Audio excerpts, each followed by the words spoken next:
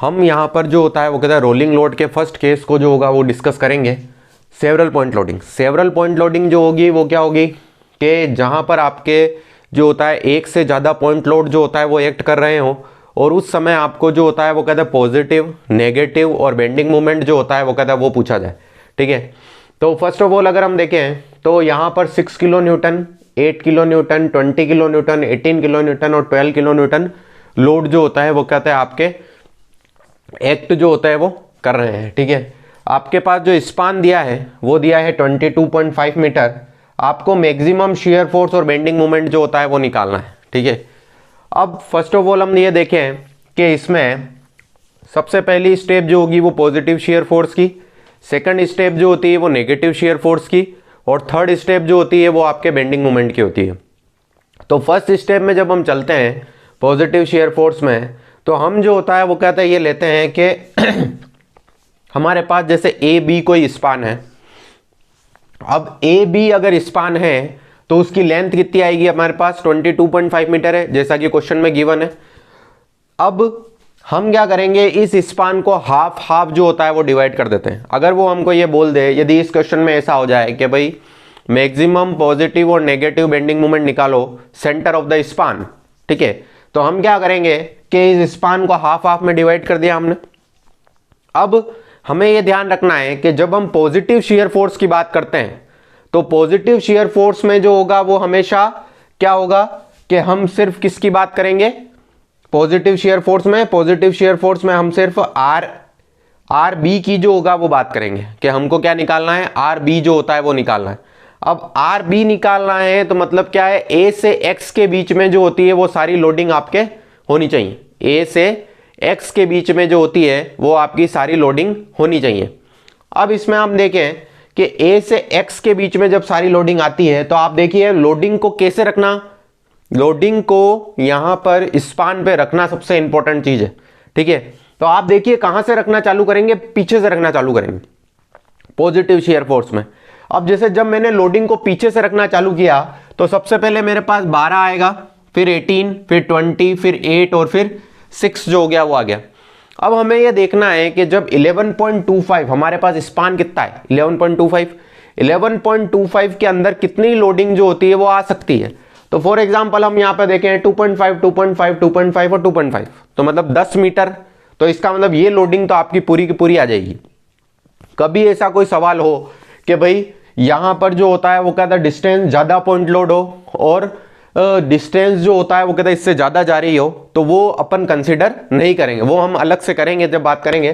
तो अभी जो है वो क्या है 10 मीटर है, 10 मीटर में हमारे पास सभी पॉइंट लोड आ गए, उसके बावजूद हमारे पास कितना बचा 1.25 जो होता है वो बचा। तो वो हमने यहाँ पे 1.25 जो होता है वो लिख दिया। इसको और क्लियर लिख देते हैं। यहां पर हमारे पास जो भी वैल्यू रिमेनिंग हुई वो हमने यहां पर लिख दी, जैसे 1.25 तो हमने यहां पर लिख दिया 1.25। ठीक है, अब हम डायग्राम हो गया हमारा। पॉजिटिव शियर फोर्स में आपको हमेशा ध्यान रखना है कि ए से एक्स के बीच में जो होती है वो लोडिंग होनी चाहिए। सभी लोडिंग किसके बीच में होनी चाहिए, ए से एक्स के बीच में जो होती है वो लोडिंग होनी चाहिए। अब हमने यहां पर देखिए ए से एक्स के बीच में सारी लोडिंग रख दी।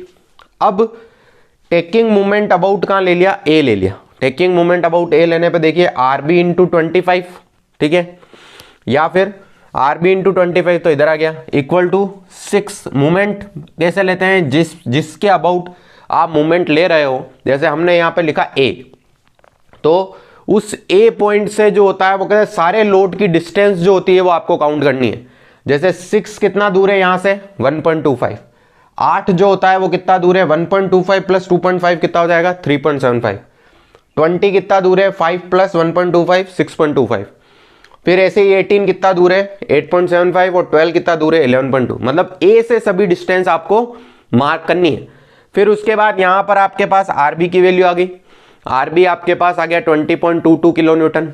अब आ जाओ negative, maximum negative shear force की जब अपन बात करते हैं तो नेगेटिव शियर फोर्स में जस्ट इसका रिवर्स हो जाएगा। मतलब सारे लोड आपके किस में आएंगे, एक्स से बी के बीच में जो होता है वो सारे लोडिंग आपकी आनी चाहिए, एक्स से बी के बीच में सारी लोडिंग आनी चाहिए। तो अब देखिए सारी लोडिंग हमने एक्स से बी के बीच में रख दी। अब यहां पर टेकिंग मोमेंट अबाउट बी लिया, ठीक है, RA अब यहां पर लोड कहां से रखना स्टार्ट किया, पहले हमने पीछे से रखना स्टार्ट किया था, अब हमने आगे से फॉरवर्ड रखना स्टार्ट किया है। ठीक है, अब यहां पे देखिए क्या लिखा है, B लिखा है, मतलब सारी डिस्टेंस आपको कहां से काउंट करनी है, B से देखिए डिस्टेंस काउंट करी तो हमारे पास कितना आ गया, RA into 22.5, 12 into 1.25, 12 into 1.25, 18 into 3.75, 20 into 6.25, 8 into 8.75, 6 into 11.25 और लास्ट में हमारे पास RA की वैल्यू आ गई 15.33। तो इस तरह से जो भी अपन ने फर्स्ट पार्ट जो था इसका मैक्सिमम शेयर फोर्स, जब भी वो मैक्सिमम शेयर फोर्स पूछे तो मैक्सिमम शेयर फोर्स दो तरीके से निकलेगा, एक तो पॉजिटिव और एक नेगेटिव। ठीक है, तो पॉजिटिव इस तरह से निकलेगा, नेगेटिव इस तरह से निकलेगा, एक बार कॉपी कर लीजिए।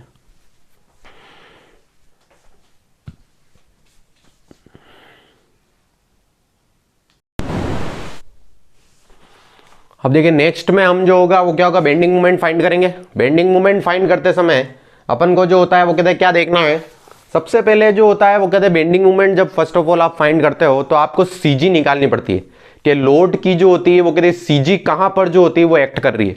तो CG निकालने का तरीका क्या होता है कि यहां पर आप देखिए 8 इंटू 2.5, 20 इंटू 5, 18 इंटू 7.5 और 12 इंटू 10 अपॉन नीचे जो होगी वो क्या होगी, आपकी टोटल लोडिंग आ जाएगी। जितनी भी लोडिंग आप कंसीडर कर रहे हो उतनी लोडिंग जो होगी वो यहां पर आ जाएगी। अब यहां पर कौन सा लोड जो होता है वो अपन को लेना है और कौन सा लोड नहीं लेना है, तो आपको ये ध्यान रखना है जिस लोड के आगे डिस्टेंस नहीं है वो लोड आपका ऊपर नहीं आएगा।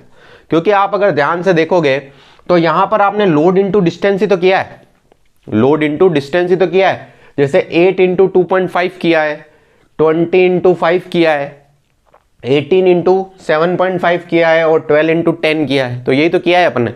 अब यहां पे देखिए 6 को अपन ने क्यों नहीं लिया, क्योंकि 6 के आगे डिस्टेंस ही नहीं है। ठीक है, अगर आगे डिस्टेंस होती तो हम 6 को कंसीडर करते हैं, बट 6 के आगे डिस्टेंस ही नहीं है तो हमने उसको कंसीडर जो होता है वो नहीं किया है। फर्स्ट चीज तो ये। अब देखिए जब हमने x की वैल्यू फाइंड करी तो हमारे पास x की वैल्यू आ गई 5.86, मतलब इसकी CG of the load system आपकी कहां पर एक्ट कर रही है, 5.86। दूसरी चीज इसमें क्या होती है कि जब भी आप डिस्टेंस, जैसे ये x1 जो होता है वो हमने डिस्टेंस निकाली है, क्यों निकाली है कि इसमें हमको जो होता है वो कहता है मैक्सिमम लोड जो होता है वो देखना है, मैक्सिमम लोड जो होता है वो आपको देखना है। अब देखिए मैक्सिमम लोड इसमें से कौन सा आ रहा है, 20 किलो न्यूटन।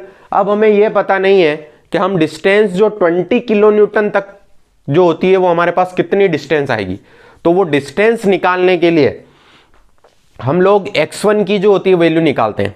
x1 का क्या फॉर्मूला है, L/2 minus 1/2 x minus maximum load distance जो होगा वो आपका आ जाएगा। अब देखिए इसमें हम क्या करेंगे, L/2 की जगह तो हम रख देंगे 11.25 माइनस 1/2, x हमारे पास कितना आया है 5.86। अब यहां पे देखिए मैक्सिमम लोड डिस्टेंस कितनी है, इसी डायग्राम को देख के, क्वेश्चन वाले डायग्राम को देख के ही अपन को बताना पड़ेगा। Maximum load distance, maximum load आ रहा है 20 तक जाने पर मैक्सिमम लोड डिस्टेंस कितनी आ रही है 5, 2.5 प्लस 2.5 कितना हो गया 5 हो गया। ठीक है, तो यहां पर हम क्या रख देंगे 5 जो होगा वो रख देंगे। ठीक है, फिर अब आगे चलेंगे, ये डिस्टेंस कितनी आ गई 10.82 मीटर आ गया। अब उसके बाद यहां पर A, X और B ये तीन चीजें हो गई। तो हमने देखो ध्यान से देखिए 20 किलो न्यूटन तक की डिस्टेंस कितनी रखी है 10.82। ठीक है, मैक्सिमम लोड के अंडर में डिस्टेंस ही तो निकाली है हमने, ये तो मैक्सिमम लोड के अंडर में डिस्टेंस। अब इस 10.82 के हिसाब से हमको पूरी लोडिंग को एडजस्ट करना है। कैसे, देखिए 22.5 अगर आपका टोटल स्पान है तो 10.82 अगर माइनस हुआ तो ये कितना बचेगा आपका 11.68, ये आपका आ गया 11.68। अब 10.82 माइनस 5 करा तो कितना आ गया 5.82, ये आ गया आपका 5.82। फिर 11.68 माइनस 5 कर दिया, कितना आ गया 6.68। ठीक है, अब इसमें जो है भले आप A पर भी मूवमेंट ले सकते हैं, B पर भी मूवमेंट ले सकते हैं। यहां पर देखिए A और B पर मूवमेंट जो होता है वो कैसे कंसीडर करते हैं हम लोग कि अगर इस X के जो होता है वो क्या आता है राइट साइड में या लेफ्ट साइड में लोडिंग कितनी है, जिससे कि हमें कैलकुलेशन जो होती है वो मिनिमम करनी पड़े। X के जो होती है वो कहती है राइट साइड में लोडिंग आपकी 2 है और लेफ्ट साइड में भी लोडिंग 2 है, तो आपका कोई फर्क नहीं पड़ेगा अगर आप RA भी निकालो, अगर आप RB भी निकालो। ठीक है, तो मैंने यहाँ पर आर ए निकाला है, टेकिंग मूवमेंट अबाउट बी ले लिया, बी लिखा है, मतलब सारी डिस्टेंस कहां से मेजर करनी पड़ेगी अपन को, बी से मेजर करनी पड़ेगी। तो आर ए इंटू 22.5, 6 इंटू यहां से मेजर 11.68 प्लस 5 16.68, 8 इंटू 14.18, 20 इंटू 11.68, 18 इंटू 9.18 और 12 इंटू 6.68 जो होगा वो हो जाएगा। यहां से हमारे पास जो आर ए की वैल्यू आएगी वो आएगी 13.65 किलो न्यूटन, 13.65 किलो न्यूटन जो होगी वो आ जाएगी। ये चीज समझ में आ गई। बी पर जब आपने पॉइंट बी लिखा है मतलब सारी डिस्टेंस आप बी से ही मेजर करेंगे, ठीक है। फिर आप देखिए एम एक्स, अब मैक्सिमम बेंडिंग मोमेंट अपन को निकालना है।